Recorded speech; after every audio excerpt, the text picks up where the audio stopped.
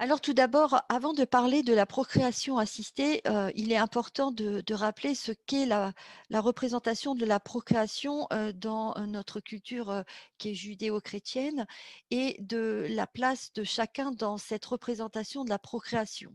Le bien a toujours été mis du côté de la procréation, alors que le mal a toujours été associé aux côtés de la jouissance et du plaisir et dans ce domaine-là, la femme, elle gère à la fois, dans nos cultures, la procréation et la jouissance, tout en sachant que finalement elle conservera une place relativement accessoire, pendant, de nombreux siècles jusqu'à ce qu'on arrive au développement, scientifique, et les premiers développements, technologiques, qui vont permettre de mieux appréhender ce qu'est la procréation naturelle et encore plus, la procréation, assistée. Dans l'histoire de la procréation assistée, on se rend compte que c'est les développements technologiques qui vont créer, les besoins et qui vont permettre de répondre à des situations, d'infertilité de couple pour lesquelles la seule réponse qui va être apportée est une réponse technique pour compenser une pathologie sans jamais finalement, jusqu'à nos jours, dans la majorité des cas, trouver une réponse thérapeutique qui permet de guérir ou l'homme ou la femme et leur permet de justement obtenir une procréation naturelle. Donc dans la révolution de la procréation, eh bien, les premières naissances avec insémination avec spermatozoïdes du conjoint vont dater du XVIIIe siècle. Les premières naissances avec spermatozoïdes de donneur vont être observées dans les pays anglo-saxons au XIXe siècle et cette première naissance est obtenue au travers d'une expérimentation humaine directe, c'est-à-dire on expose dans un amphithéâtre le cas d'une pathologie d'un couple en indiquant que la problématique est d'origine masculine et dans cet amphithéâtre, on interroge les étudiants en médecine pour leur demander de proposer une prise en charge thérapeutique et l'un des étudiants répond: «Eh bien, il suffit d'utiliser les spermatozoïdes d'un autre homme pour compenser le déficit du conjoint» et cette expérimentation directe humaine va aboutir à une naissance. Dès lors que cette naissance est arrivée, en plus des développements technologiques, vont être menées des réflexions qui correspondent actuellement à des réflexions éthiques quant aux limites de l'utilisation justement de ces révolutions au travers de la procréation. Au milieu du siècle dernier, c'est l'avènement de la cryobiologie et de la possibilité de pouvoir congeler des spermatozoïdes qui va permettre d'envisager la constitution des premières banques de spermatozoïdes, là encore dans les pays anglo-saxons, avant que cette révolution n'arrive effectivement en France. Puisqu'en France, les premières banques de spermatozoïdes congelés sont créées dans les années 70. En même temps, qu'on peut congeler les spermatozoïdes et utiliser les spermatozoïdes dans le cadre du don, eh bien, on développe des procédures de préservation de la fertilité masculine au travers de la conservation de spermatozoïdes. Après cet avènement du don de spermatozoïdes, c'est surtout l'avènement de la FIV avec la conception des premiers enfants conçus par fécondation in vitro, Louise Brown avec Robert Edwards au Royaume-Uni et Amandine en France avec Jacques Testard et René Friedman. Et c'est dès lors que la fécondation in vitro se développe pour répondre à une situation d'infertilité féminine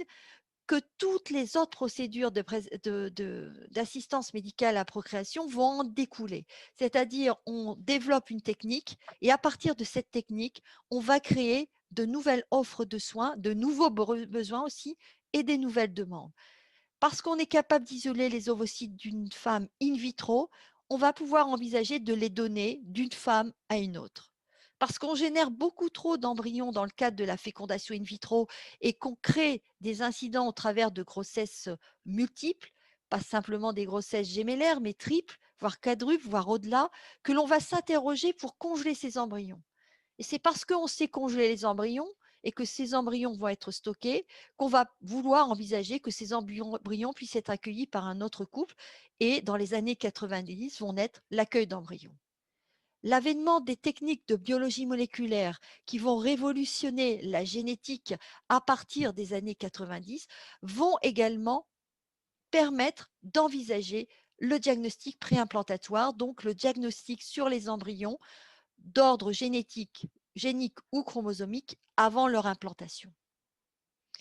Quelques années plus tard, eh bien, pour répondre aux situations d'infertilité masculine, se développe une autre technique de fécondation in vitro, la fécondation in vitro par micro-injection. Et je dirais qu'à partir des années 90, malheureusement, l'avènement de la fécondation in vitro par micro-injection va mettre un frein majeur dans les recherches qui vont être menées sur l'exploration des causes d'infertilité masculine. Et c'est lorsqu'on saura arriver au bout de cette procédure qu'à nouveau les recherches vont se développer à partir des années 2000. 96, on est capable de congeler du tissu ovarien pour proposer des procédures de préservation de la fertilité féminine chez les femmes, mais également chez les enfants. Dans les années 2000, on est capable de reproduire un processus de maturation d'ovules in vitro et on développe les procédures efficaces de congélation d'ovocytes. Et au-delà des années 2000, depuis une dizaine d'années, je dirais, c'est l'avènement des procédures de préservation de la fertilité masculine et féminine, avec la disponibilité de toutes les techniques actuellement envisageables et la première naissance par greffe de tissu ovarien qui vont intensifier les recherches dans le domaine de la greffe de tissus germinaux, ovaires ou testicules, mais aussi de la production in vitro d'ovocytes, voire de spermatozoïdes. En 2011, naît le premier enfant conçu par la greffe d'utérus et en France, le premier enfant est né en début d'année 2021 dans le cadre de la greffe. Que représentent les enfants nés d'assistance médicale à procréation en France en 2018? C'est 25 000 enfants qui naissent d'AMP. Le don représente une part très faible de ces activités, mais le nombre d'enfants nés d'AMP est non négligeable par rapport à l'ensemble des enfants qui sont nés en France, mais reste quand même dans des valeurs relativement modestes. Donc, quand on va parler des développements des techniques d'assistance médicale à procréation et de ce que l'on peut en faire de bien ou de ce que l'on peut en faire de mal, sachez que quand même au niveau national, voire au niveau international, ça intéresse quand même une part encore relativement restreinte de notre population. Le développement de la technique de fécondation in vitro permet aussi le développement du diagnostic préimplantatoire. Ce diagnostic préimplantatoire, comme je l'ai dit tout à l'heure, au départ avait pour but de répondre à des situations et éviter le risque de transmission de maladies génétiques graves à la descendance, pour lesquelles on avait un diagnostic génique ou chromosomique. Cela s'est étendu à des remaniements de structure des chromosomes et beaucoup plus récemment à la détection non pas d'anomalies prévues ou envisageables, mais plutôt des anomalies qui apparaissent au fur et à mesure que la femme vieillit, c'est-à-dire les anomalies du nombre des chromosomes,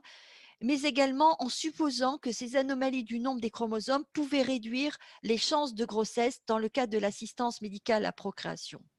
Je me permets de vous demander de parler un petit peu moins vite, s'il vous plaît. D'accord, je vais parler à peu voix, mais c'est pour la traduction, D'accord, excusez-moi. merci beaucoup, hein. Donc, de fait, vous voyez que le diagnostic préimplantatoire, avec tous les développements technologiques que l'on a actuellement dans le cadre de la génétique moléculaire, offre de grandes perspectives d'analyse des embryons avant leur implantation et simplement par la détection des anomalies de nombre, on peut aussi envisager de définir le sexe de l'embryon avant le transfert et s'écarter bien au-delà de l'utilisation dans le cadre d'une utilisation médicale de ce diagnostic sur les embryons. En France, vous voyez tout de même que les enfants nés issus d'un diagnostic préimplantatoire demeurent un nombre particulièrement faible et il faut effectivement bien garder cela en tête. Alors finalement, que peut-on faire en 2021 en France, mais aussi à l'étranger, pas uniquement en France? On peut concevoir avec ses propres gamètes ou embryons. On peut concevoir avec les gamètes ou les embryons d'un tiers donneur. On peut concevoir, non pas en France, mais en dehors de nos frontières, avec l'intervention d'une mère porteuse. Ceci dit, en France, à l'heure actuelle, on verra qu'on ne peut concevoir qu'au sein d'un couple constitué par un homme et une femme, et on ne peut pas encore au sein d'un couple de femmes ou une femme non mariée, voire au sein d'un couple d'hommes. Qu'est-ce qui conditionne aussi les évolutions de l'assistance médicale à la procréation, qui demeure à l'heure actuelle uniquement dans le domaine de la recherche en France et au niveau international, mais qui ouvre des champs du possible, voire de l'impossible jusqu'à présent, c'est la constitution de gamètes artificiels in vitro. À partir des cellules souches, c'est ce qu'on appelle effectivement la médecine régénérative qui va utiliser les cellules souches pour remplacer les cellules endommagées des organes et dans le cadre qui nous concerne, créer in vitro des gamètes artificielles. Initialement, les recherches menées ont porté sur les cellules souches in vivo, les différents types de cellules souches et celle qui nous intéressait plus spécifiquement, c'est les cellules souches embryonnaires. Tout en sachant que les recherches sur l'embryon en France sont très limitées et très contrôlées, et je dirais, même si elles sont plus faciles à envisager dans d'autres pays en dehors de nos frontières, on s'aperçoit que les recherches menées sur les cellules souches embryonnaires demeurent modérées. Et tout récemment, à New York, un grand institut de recherche a indiqué arrêter ses recherches sur les cellules souches embryonnaires car leur accès n'est pas si simple à obtenir. Et puis, elle est soumise, ces recherches sur les cellules souches embryonnaires sont soumises à controverse quant à l'utilité d'utiliser des embryons, de fabriquer des embryons pour envisager de la recherche. Et c'est effectivement l'avènement des cellules souches qui peuvent être obtenues in vitro au travers des techniques de reprogrammation cellulaire qui ouvrent des champs de perspective dans le domaine de la procréation pour pouvoir générer in vitro des gamètes artificielles à partir de ces cellules souches générées in vitro. Ainsi, dans l'espèce humaine, comment peut-on utiliser ces cellules souches générées in vitro au travers d'une gamétogénèse partielle in vitro, couplée secondairement par des greffes des cellules germinales au cours de la différenciation dans l'ovaire ou dans le testicule pour permettre à l'individu de pouvoir soit obtenir une fertilité spontanée, soit une fertilité dans le cadre d'une assistance médicale à la procréation. Et ça peut intéresser spécifiquement les individus, donc les hommes ou les femmes, qui n'ont plus leurs propres gamètes et qui ne sont plus capables, surtout pour l'homme, de fabriquer ces gamètes à partir de ses propres cellules souches germinales. La femme a pour particularité de ne pas avoir des cellules souches dans son ovaire après le développement embryonnaire et fœtal. Et donc, chez la femme, les gamètes artificiels ont encore tout leur sens dans la mesure où ils peuvent être générés éventuellement avec des cellules au départ qui ne sont pas des cellules du germène, donc des cellules germinales, mais des cellules du soma, donc des cellules somatiques. Quelles utilisations de ces gamètes artificiels? Pour les couples infertiles sans gamètes, pour répondre à les situations de pénurie de gamètes donnés, l'accès aux gamètes donnés par des donneurs de spermatozoïdes ou des donneuses d'ovocytes n'est pas aussi simple en France comme effectivement à l'étranger, car la démarche des donneurs, même dans les pays où les donneurs sont indemnisés, n'intéresse pas quand même une grande partie de la population. De pouvoir générer des gamètes et proposer des ovocytes, par exemple, à des femmes ménopausées, et que ces femmes puissent concevoir bien à distance de la ménopause, mais non pas avec des gamètes données, mais avec ses propres gamètes, au sein des couples d'un même sexe, voire pour un homme seul ou une femme seule, chacun pouvant concevoir avec des gamètes générées à partir de ses propres cellules somatiques. Pour traiter certaines maladies génétiques, dans le cadre de l'infertilité, mais en dehors de l'infertilité, voire des maladies monogéniques, mais dans ce cadre, la technique de genèse de gamètes in vitro doit être associée à la technique d'édition du génome que l'on reverra ensuite.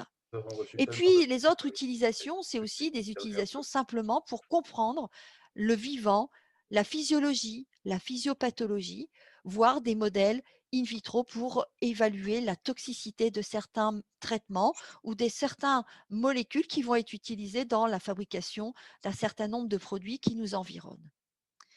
Alors, la question du gamète artificiel, autant on parle du spermatozoïde pour l'homme et de l'ovocyte pour la femme, en production spontanée et naturelle, le gamète artificiel, finalement, c'est une reproduction qui peut être unisexuée parce qu'on peut tout à fait imaginer qu'un individu, on puisse utiliser les cellules somatiques d'un individu pour générer des ovocytes-like et des spermatozoïdes-like et permettre à ce même individu de produire sa propre descendance. Alors, c'est vrai que si on fabrique des gamètes artificielles à partir de cellules XY de l'homme, on peut maintenir à l'issue, eh bien, des gamètes avec un dimorphisme sexuel, c'est-à-dire à la fois produire vraiment des gamètes X et des gamètes Y et maintenir ce dimorphisme sexuel dans la descendance, c'est-à-dire générer à la fois des hommes ou des femmes. Bien sûr, le génome et ce qui entoure et contrôle le génome, ce qu'on appelle l'épigénome, seront effectivement différents. Si on souhaite générer des gamètes artificielles à partir des cellules du soma de la femme, eh bien les cellules sont XX, on va générer uniquement des cellules germinales X et donc une descendance uniquement féminine et on va arrêter, supprimer ce dimorphisme sexuel dans la descendance. Donc on aura une reproduction unisexuée. Est-ce que c'est réalisable? Eh bien, en 2019, fin 2018-2019, cette publication qui rapporte justement la possibilité de générer une descendance uniquement à partir et de générer initialement des gamètes féminins, donc l'équivalent d'un spermatozoïde et d'un ovocyte, à partir d'un patrimoine génétique uniquement maternel, va générer une descendance uniquement féminine. Et la même expérience a été réalisée à partir de cellules somatiques mâles, permettant de générer une descendance mâle et femelle. Donc là, on met en évidence qu'une femme peut générer potentiellement sa propre descendance avec uniquement son propre patrimoine et en maintenant effectivement une filiation de femme en femme en générant que des femmes. Alors, pour les femmes seules, on est déjà dans la situation de ce qui est un peu mis en avant de la procréation sans père. On va passer à la procréation sans homme, mais aussi une procréation sans générer des fils, mais uniquement des filles.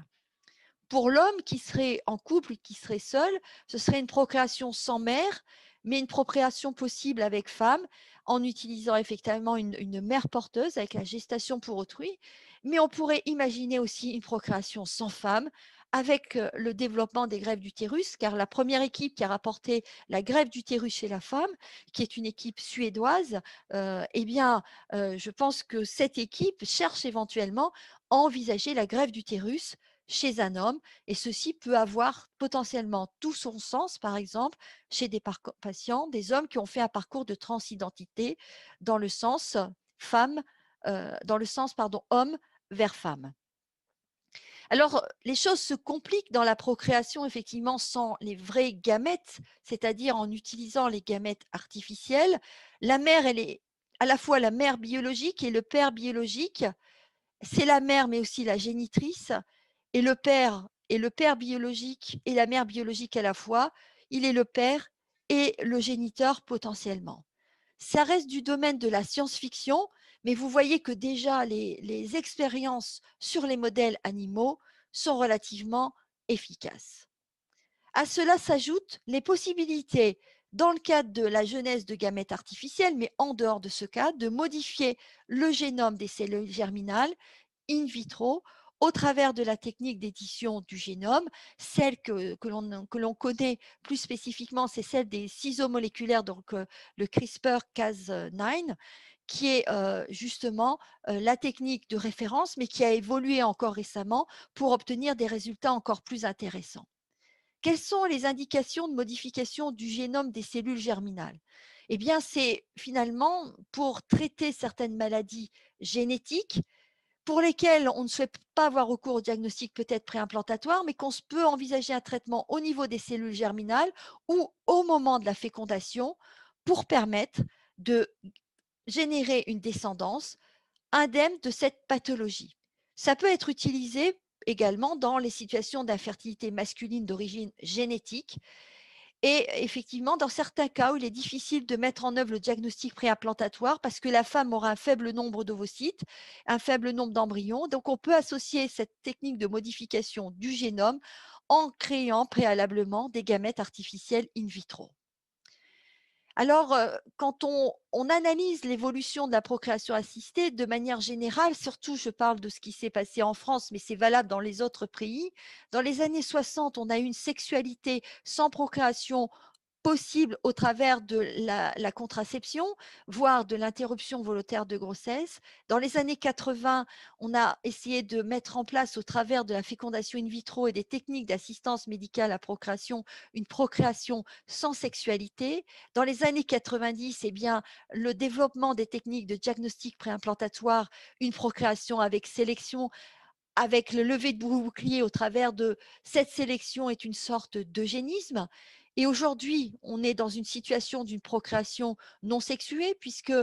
la possibilité d'offrir l'AMP aux couples de femmes, aux femmes non mariées, aux femmes, aux couples d'hommes potentiellement, voire aux couples infertiles, eh bien, permet de supprimer justement ce caractère sexué. Et demain, bien sûr, la procréation sans gamètes.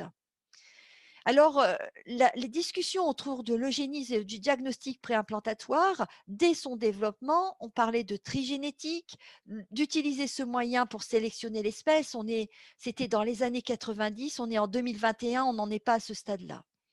Mais associé aux modifications du génome, là, potentiellement, on peut modifier les caractéristiques des embryons avant leur transfert. C'est ce qui a été réalisé dans le cadre d'une équipe chinoise qui a modifié les embryons humains pour les rendre plus résistants à une infection au VIH. Mais quand on modifie le génome, malheureusement, les techniques ne sont pas encore parfaites. On a ce qu'on appelle des effets en dehors de la cible qui peut entraîner un effet favorable par rapport à une certaine exposition, mais un effet défavorable par des altérations du génome hôte qui ne sont pas perceptibles au travers des techniques utilisées.